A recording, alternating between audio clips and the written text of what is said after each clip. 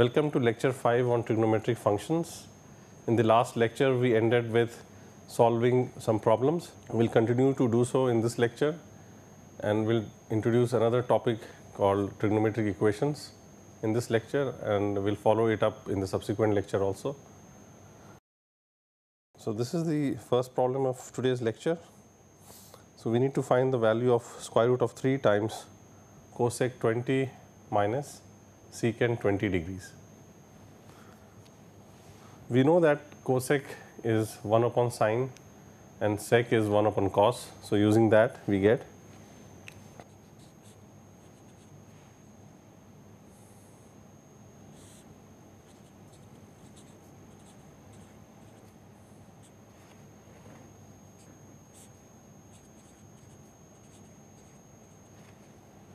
which is equal to square root of 3 times cos 20 degrees minus sine 20 degrees upon sine 20 degree into cos 20 degrees. The denominator, we see that there is a pattern because we know this formula that sine of 2a is 2 times sine a cos a. So we have sine a cos a. So therefore the denominator becomes, so we are using the formula sine 2a is 2 sine a cos a, and therefore the denominator is equal to square root of 3 cos 20 degrees minus sine 20 degrees upon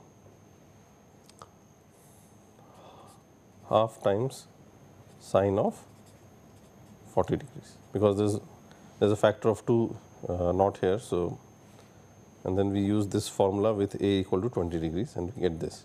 The numerator was square root of 3 times cos 20 degrees minus sine 20 degrees. So to solve this problem, what we realize here is that this can be written as 2 times, and the fact that I am using 2 is because this is of the form a into cos. So if you remember this formula, cos a plus b is cos a cos b minus sine a sine b. So what we see here is that if we put a equal to 20 degrees here, because in this expression we have cos of 20 degrees and on this after minus we have sine of 20 degrees. So and if you see this expression also, we have cos of b and sine of b.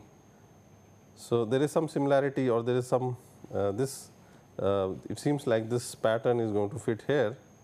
So that is why we recall this equation. So if we put b equal to 20 degrees here, what we are going to get is cos of a plus 20 degrees is equal to cos of a cos of 20 degrees minus sine of a times sine of 20 degrees. But then to exactly match this expression here with this, we should have cos a to be this and sine a to be equal to 1, which is not possible because cos a cannot be, the modulus of cos a cannot be more than 1, and what we have here is square root of 3. So what we do for that is, the other thing is that we should choose, I mean, because cos square a plus sine square a is always 1, we need to normalize this expression here with something such that we should have this in the form a cos 20 degrees minus b sine 20 degrees multiplied with some other number c. So, a cos 20 degree minus b sine 20 degree multiplied by some c. So, we need to choose these a, b and c's in such a way that, because we want this thing inside the bracket to be exactly like this pattern, but because cos square a plus sine square a is 1, here what we should have is that a square plus b square should be 1. So, we should choose a and b in such a way that a square plus b square is 1. So, how do we do that? It is quite easy. The way to do that is, because if we see here, this a and b and c also satisfy the relation. If I open up, if I take the c inside, we should have a times c equal to square root of 3, and because we have square root of 3 here, so a times c should be square root of 3, and then c times b should be 1, because we have c times b and we have 1 here, right. Now, if we square this and add, so we do ac whole square plus bc whole square, what we get is, this is 3 and this is 1, so we get 4 here, but then this can be written as, this left hand side here can be written as c square into a square plus b square, which is equal to 4. But we already know that we should choose this a and b in such a way that a square plus b square should be 1, and therefore, it turns, if we use that fact here in this equation, we get that c square is equal to 4. Therefore, we can choose c to be equal to, let us say, 2.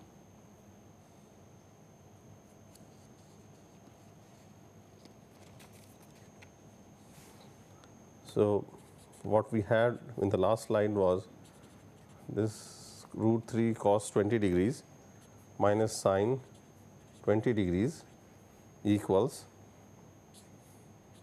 a cos 20 degrees minus b sine 20 degrees times c, and we saw that c is equal to 2, and therefore, it is very easy to now see that our a is equal to square root of 3 over 2 and b is equal to half. So, what we have now is that this expression is equal to 2 into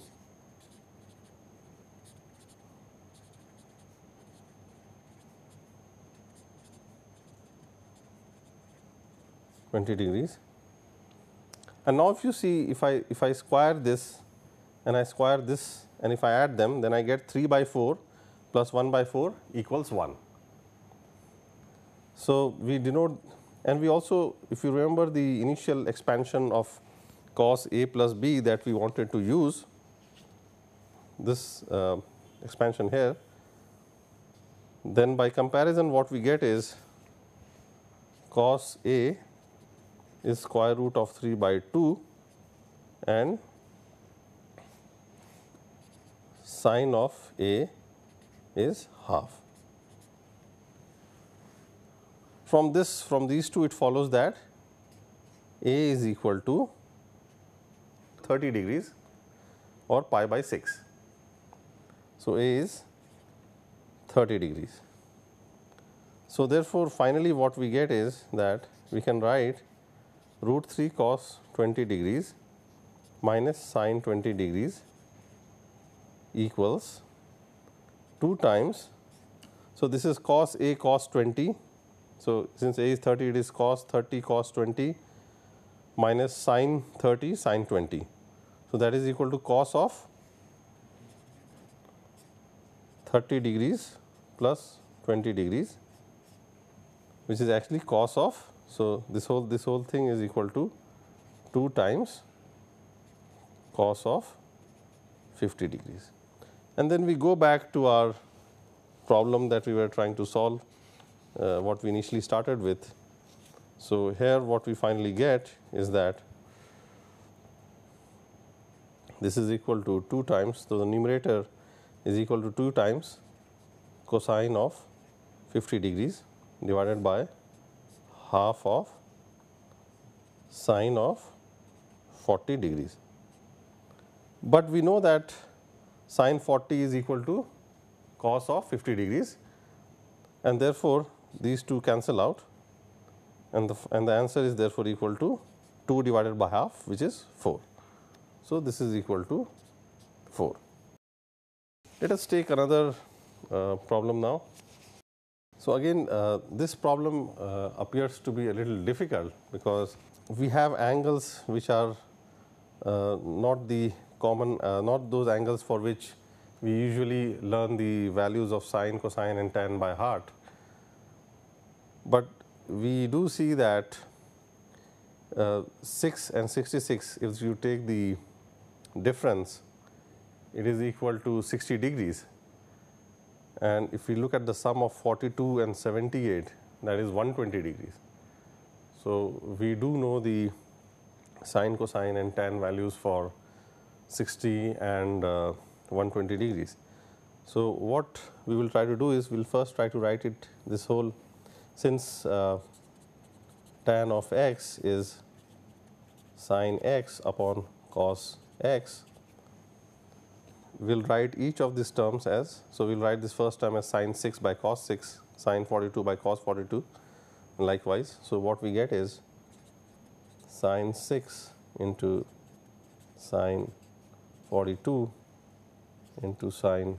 So, this whole left hand side is equal to this expression which I am writing upon. So, all of these are degrees. So, I am not writing it, but these are all degrees.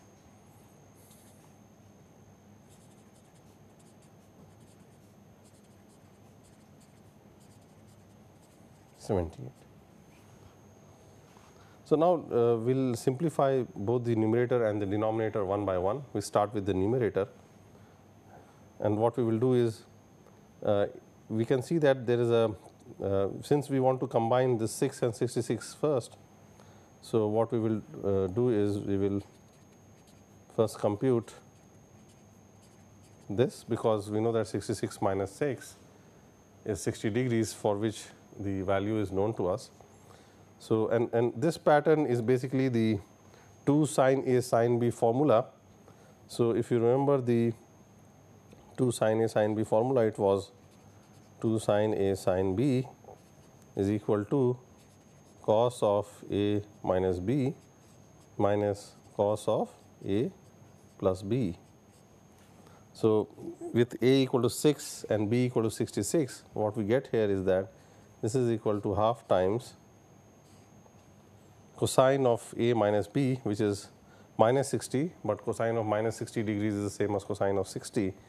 So, cosine of 60 comes here, but cosine of 60 degree is equal to half. So, we write half here, and then minus cos of A plus B. So, that is 72 degrees. So, this is one of the products in the numerator, sine 42 into sine 78.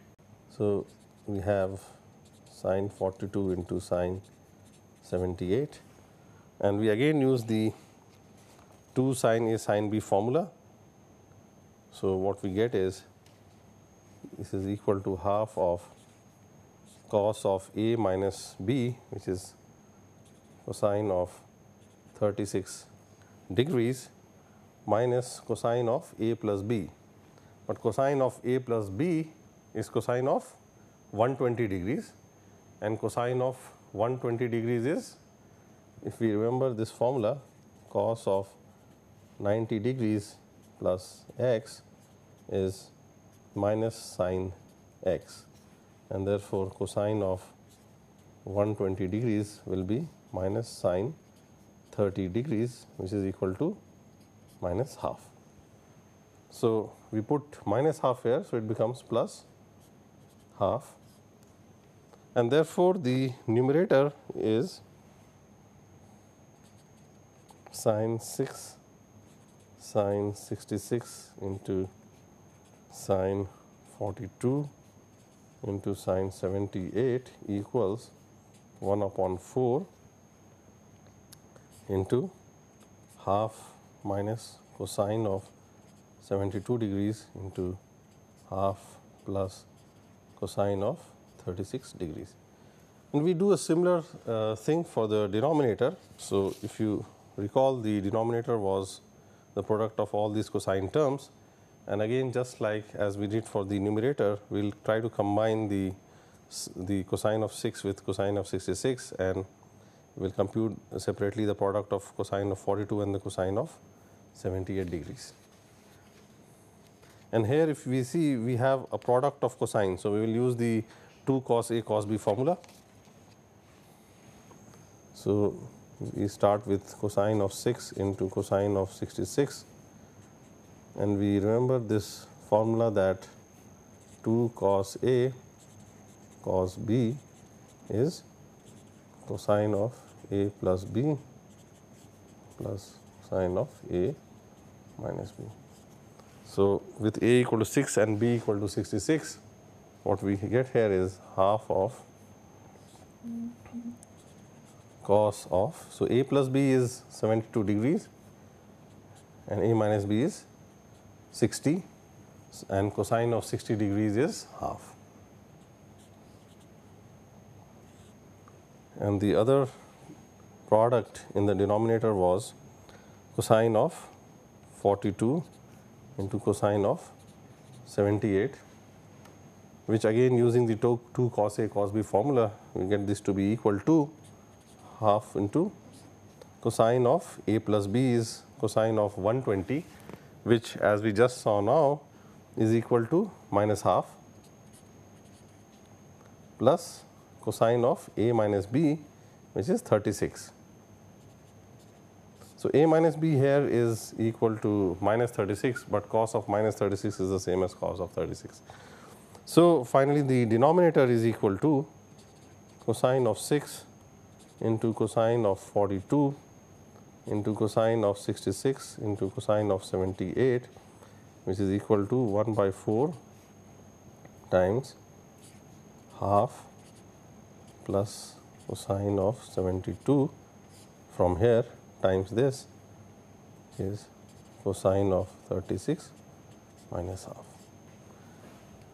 And now we just need to divide the numerator divided by the denominator. So, finally, what we get is that the left hand side is equal to half minus cosine of 72 times half plus cosine of 36 divided by, and the denominator which we just computed now was equal to 1 by 4 times half plus cosine of 72 times cosine of 36 minus half. Of course, 1 by 4 and 1 by 4 is common in the numerator and denominator. Let us expand the numerator and denominator now.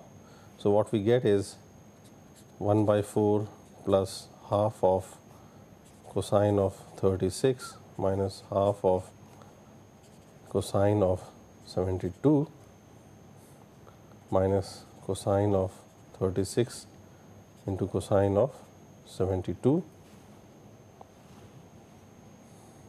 upon half of cos of 36 minus 1 by 4 plus cosine of 36 into cosine of 72 minus cosine of 72 times half. Now, we are asked to show that this is equal to 1, which means that we should be able to show that the numerator and the denominator are the same. And what we see is that, for example, this term is here and this term is also present here. So, if we want to show that the numerator and the denominator are the same, it suffices to show that the remaining terms in the numerator are equal to the remaining terms in the denominator, which means that we just have to show that the remaining terms in the numerator is equal to cos 36 times 72 minus 1 by 4. So this is what we have to show, and this can be simplified and written as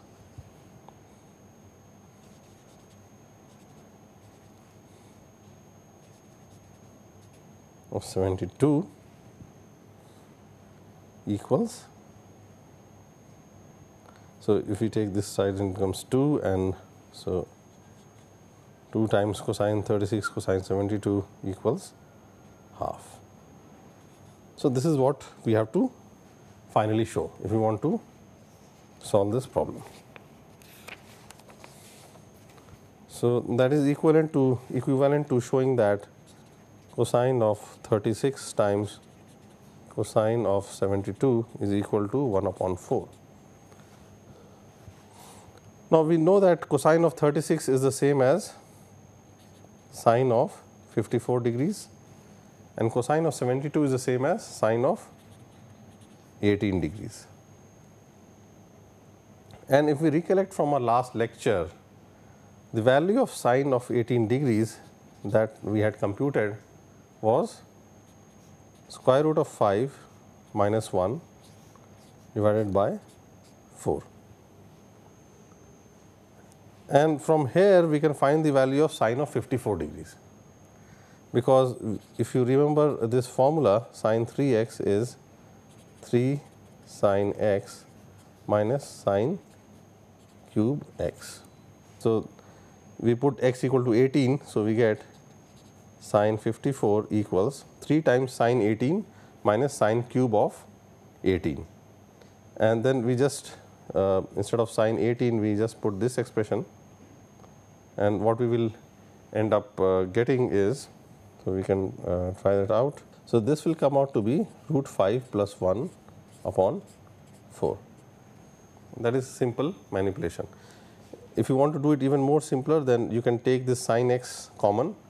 So this will be sine x times in brackets 3 minus sine square x, and then so sine square 18 can be very easily computed. So you will end up getting this, and therefore now so the final answer is we need to show that this is true, and but this is equal to this, and this product is equal to, therefore, so this is root 5 minus 1 upon 4 times sine 54 is root 5 plus 1 upon 4, which is equal to, so this final thing I will rewrite it here.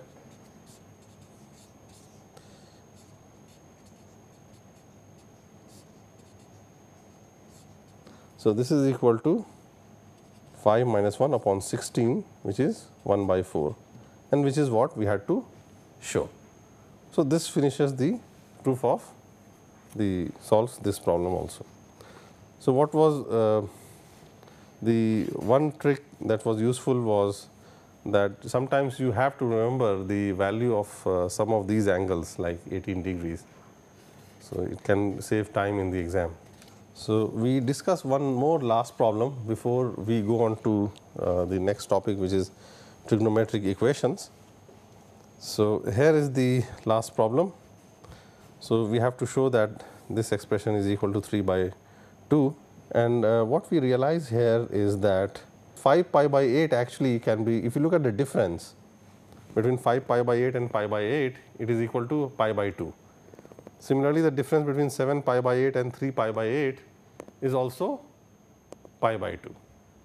So there are many ways of solving this problem. You can do it either way. So the pattern that I saw was that 5 pi by 8 is equal to pi by 8 plus pi by 2, and therefore sine of 5 pi by 8, which you see here, you see the fourth power of it, is equal to sine of pi by 2 plus and we know that sine of pi by 2 plus x is cos of x. So, using that result what we get here is that this is equal to cos of pi by 8. So, we get and end up getting pi by 8 here, and therefore, we must combine. So, essentially what we have is sine 4 of this thing is sine 4 of this is cos 4 of pi by 8. So, this term here is essentially equal to cos 4 pi by 8, and we have the same angle here pi by 8 pi by 8. So, we will try to somehow combine this term here with this term here, and similarly we will also see that since 7 pi by 8 is equal to pi by 2 plus 3 pi by 8, this term here will be equal to cos 4 of 3 pi by 8, and then we will combine this with this term. So, that is the idea. So, we finally have the left hand side to be equal to this plus by 8 plus sine to the power 4 3 pi by 8 plus sine to the power 4 cos to the power 4 3 pi by 8. So, this is the left hand side. So, we try to simplify this first and then we will take this later on. So, this is the sine 4 pi by 8 plus cos 4 pi by 8 equals. So, this is of the form a to the power 4 plus b to the power 4, and we can use this thing that a to the power 4 plus b to the power 4 can be written as a square plus b square the whole square minus 2 a square b square. So, using this identity what we get here is this is equal to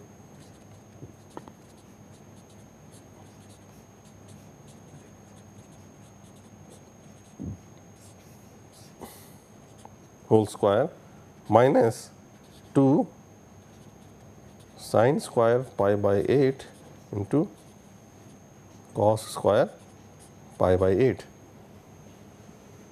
But we immediately realize that this is of the form sine square x plus cos square x, and therefore, this is equal to 1 and 1 square is 1. So, this becomes 1 minus, and we see here that even this thing can be written as half into 2 sine pi by 8 times cos pi by 8 the whole square.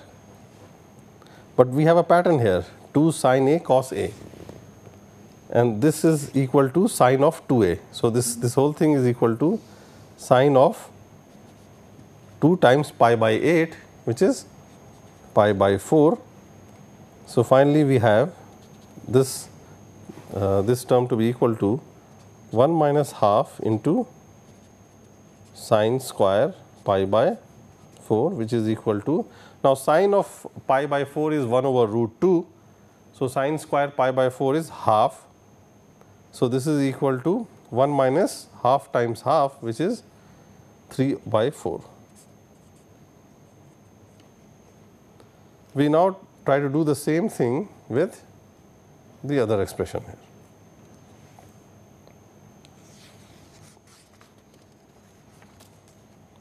So, the other expression was sine 4 3 pi by 8 plus cosine 4 pi by 8.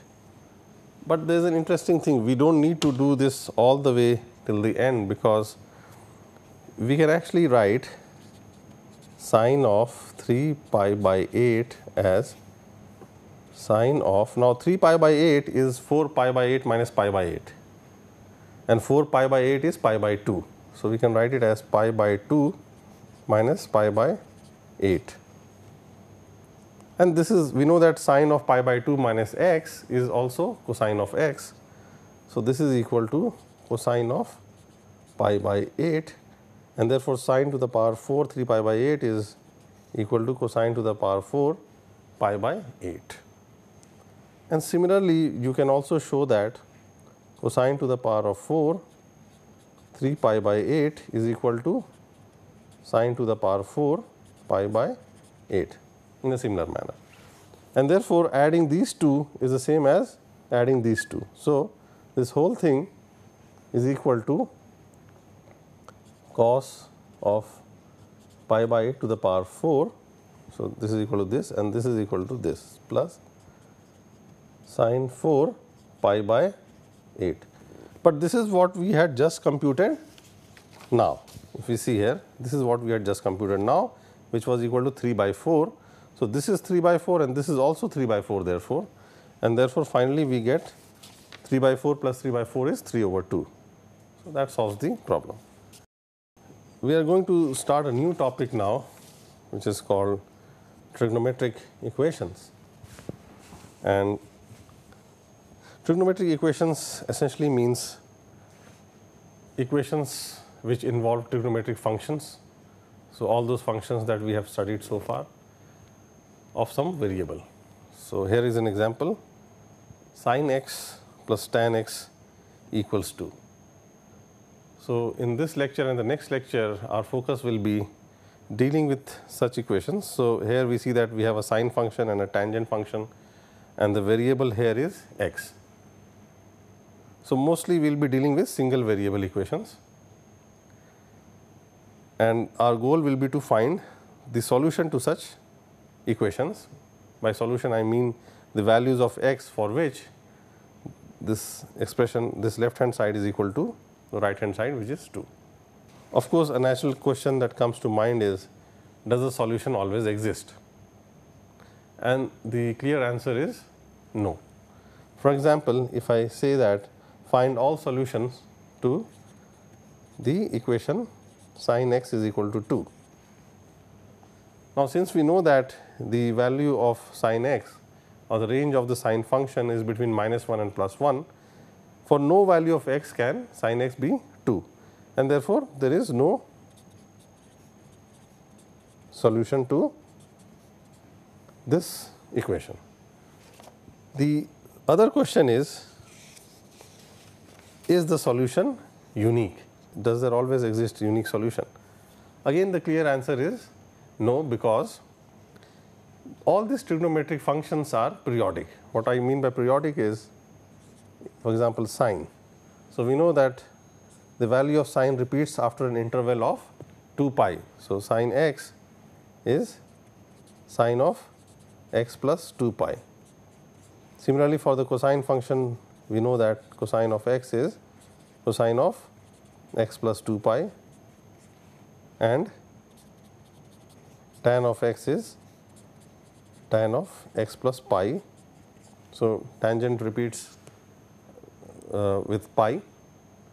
So, because these trigonometric functions are periodic, it is clear that if there is a solution, then suppose if we have an equation in variable x, for example, let us say sine of x plus tan of x equals 2.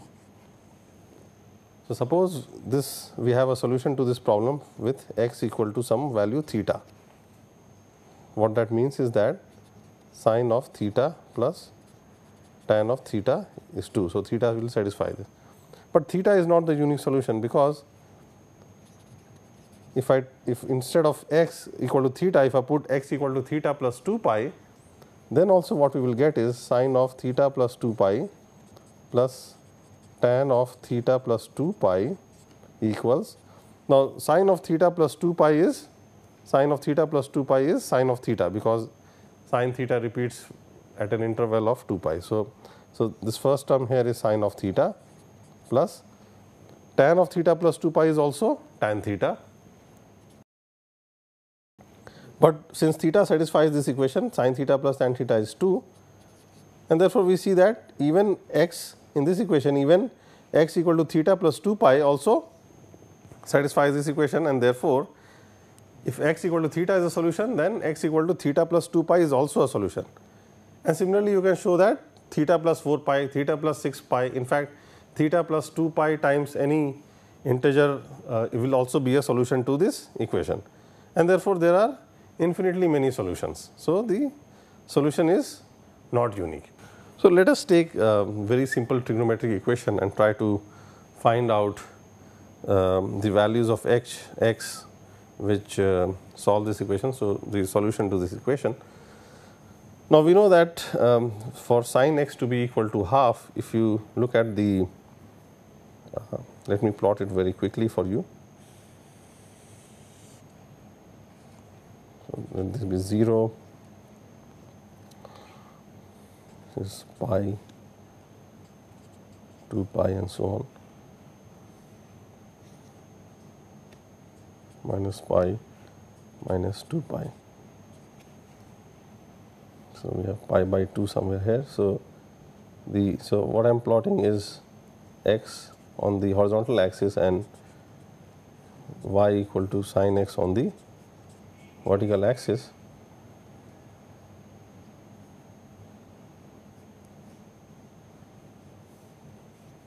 So, this is 3 pi by 2. So, this maximum value is 1 and the minimum value is minus 1,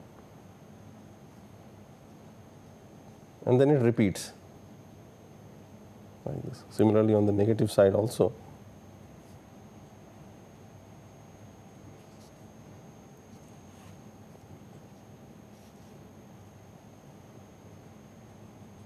It's like that.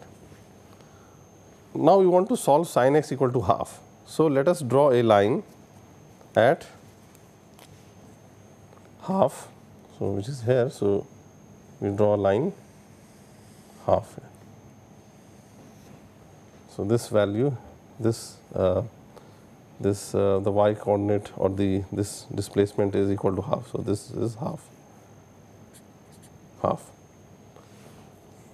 And then of course, graphically the solution to this equation is all those values, all those places where this red line is going to intersect the dotted curve for sin x. So, for example, here and then here. So, this is one value of x which gives you sin x equal to half. Then this is another value here and then another value here. Similarly, on the negative side.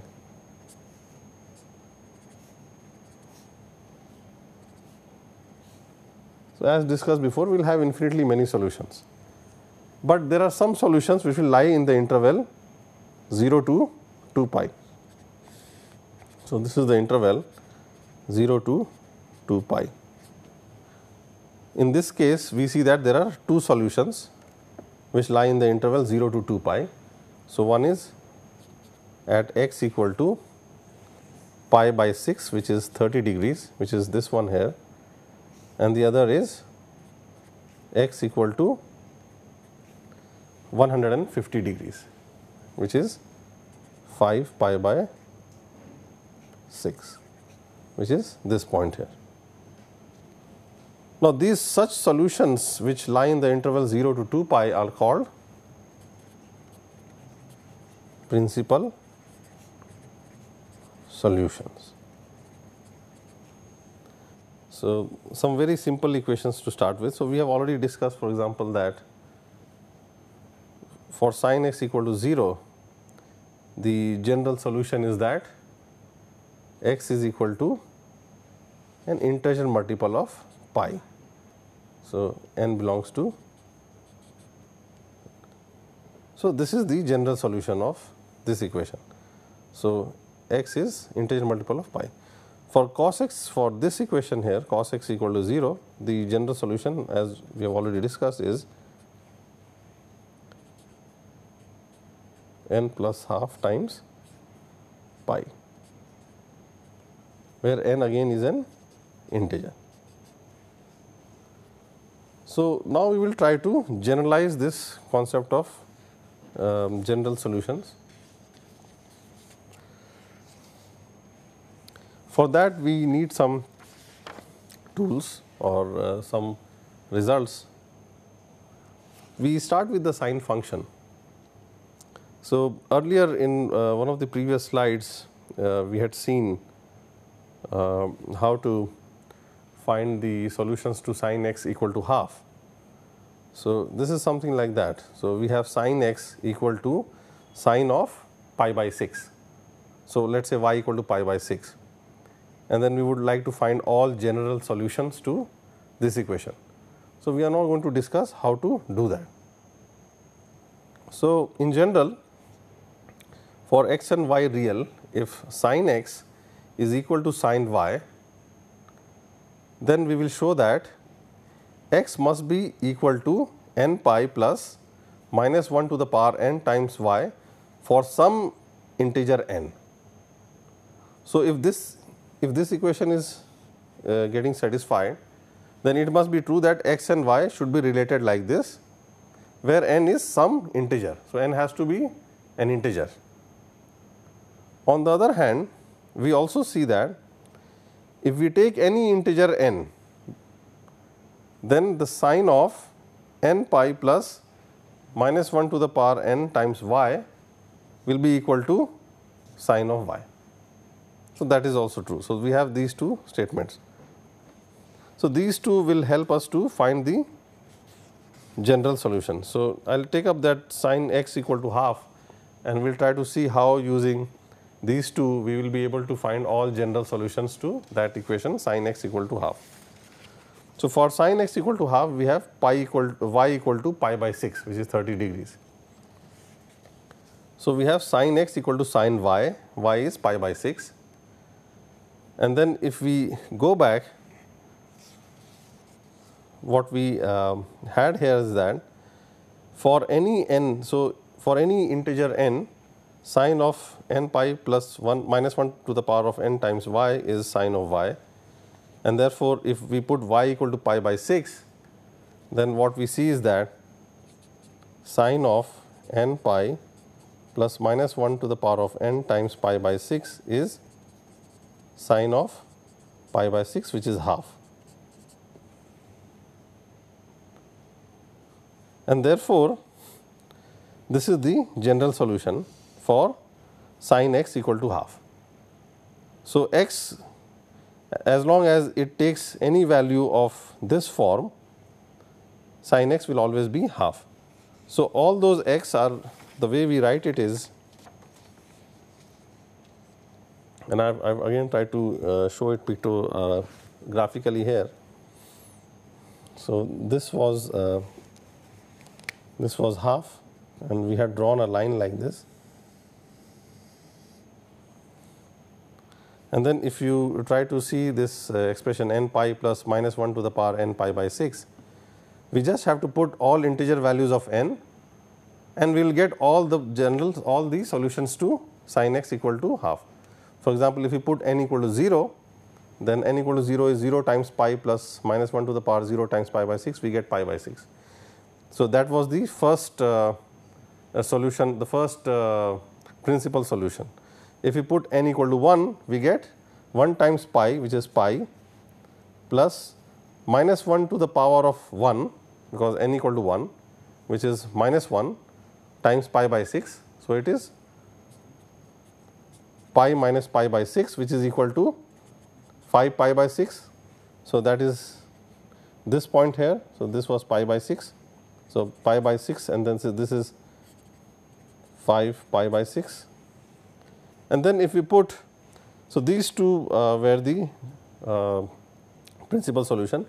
In this expression, if we put n equal to 2, what we get is 2 pi plus minus 1 to the power 2 is 1. So, 2 pi plus pi by 6. So, this 2 pi plus pi by 6 is this point here, it is this point. So, this point is 2 pi plus pi by 6. N equal to 3, we have 3 pi minus pi by 6. So, that point is this one here. So, this value here is 3 pi minus pi by 6, and we can go on like this for n equal to 4, 5, and then similarly on the negative side also. For example, if we take n equal to minus 1, then what we get is minus pi by 6, which is over here. So, this point is minus pi by 6. So, and then we can do it for n equal to minus 2. So this is how the general solution is written. So, we write it as, so the general solution is x equal to n pi plus minus 1 to the power of n pi by 6, where n belongs to the set of integers. So, this is how this set of all solutions is written. Let us try to prove it also. So, what we had said is that sine of n pi plus minus 1 to the power of n times y for any integer n is equal to sine of y. So, we will try to prove that statement. So, of course, this is of the form sine of a plus b, and we know that sine of a plus b is sine a cos b plus cos a sin b, and therefore, this thing is equal to sine a cos b plus cos a sin b. But we know that sine of n pi for any integer n is always 0. So, this whole term goes to 0. So, what remains is cos of n pi times sine of minus 1 to the power of n times y. But what is cos of n pi? If you look at the graph for cos of x versus x, you will realize that whenever n is even, we have cos of n pi is equal to 1, and whenever n is odd, cos of n pi is equal to minus 1. And therefore, we can obviously, from this thing we can say that cos of n pi is equal to minus 1 to the power of n, because if you see minus 1 to the power of n, when n is even, minus 1 to the power of n is 1, and when n is odd, minus 1 to the power of n is minus 1. So, using this relation here, this is equal, so again this is equal to minus 1 to the power of n into sine of minus 1 to the power of n into y. Again we divide the whole set of integers into n even and n odd and try to see what this expression is. So, obviously, when n is even, so when n is even, this whole expression is equal to, so this is 1 and this is also 1. So, it is equal to sine of y, and when n is odd, this is minus 1 and this is minus 1. So, it is minus of sine of minus y, but sine of minus y is equal to minus sine y, and therefore, this whole thing is also equal to sine of y. So, irrespective of whether n is even or odd, this whole expression is equal to sine of y, and therefore, we have shown that sine of n pi plus minus 1 to the power of n times y is equal to sine of y for all integer n. And then we will show the reverse statement also, that which we had stated earlier, and which is that if sin x is equal to sin y for some x and y, then it must be true that x should be equal to n pi plus minus 1 to the power of n times y for some integer n, for some integer n. So, we will try to show that. So, we start with sin x equal to sin y. So, that implies that sin x minus sin y is 0, and this is basically the pattern here is sin a minus sin of b, which from one of the previous lectures is 2 cos a plus b by 2 into sin a minus b by 2. So, using that we get this left hand side to be equal to twice of cosine of x plus y over 2 into sine of x minus y over 2 equals 0. But for this to be equal to 0, we should either have either cos of x plus y by 2 is equal to 0 or sine of x minus y over 2 is equal to 0. So, the first one is cos of x plus y over 2 equals 0, but for this to be true, x plus y over 2 should be a odd multiple of pi by 2. So, therefore, what it means is that if cos of x plus y over 2 is equal to 0, it means that x plus y over 2 is equal to m plus half times pi for some integer m. For some integer m, this should be true. But from here, what we will get is that x plus y equals 2m plus 1 times pi,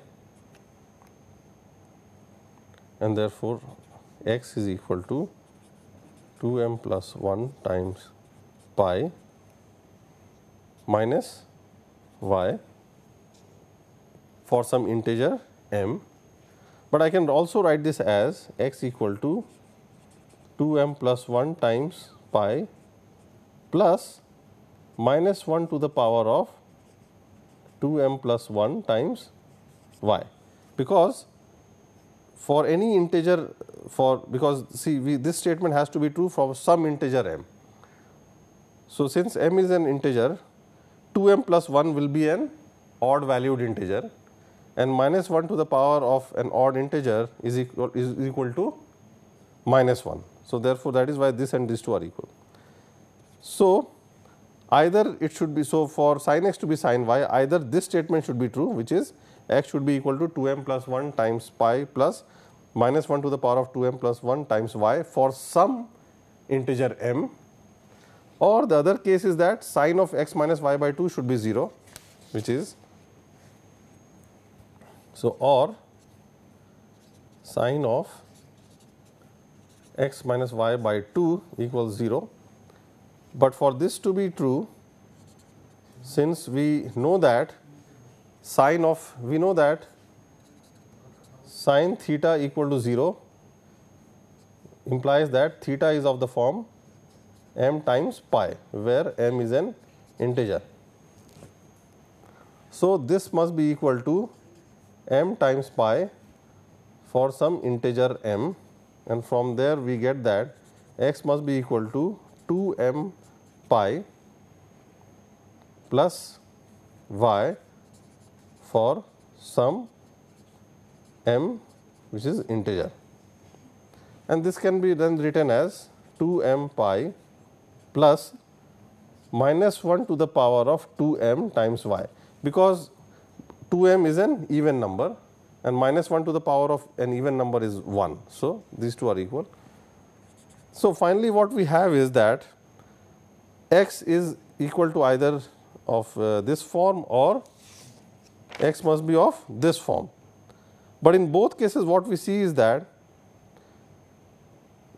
either the number here and the number in the power of minus 1 is the same, because here we have 2m plus 1 and there we have 2m plus 1, and here also we have 2m and the same number comes here in the power of minus 1. Further, here we have all even integers, because 2m is an even integer, and here we have odd integers. So, in either case it should be true that x should be equal to n pi plus minus 1 to the power of n times y for some integer n.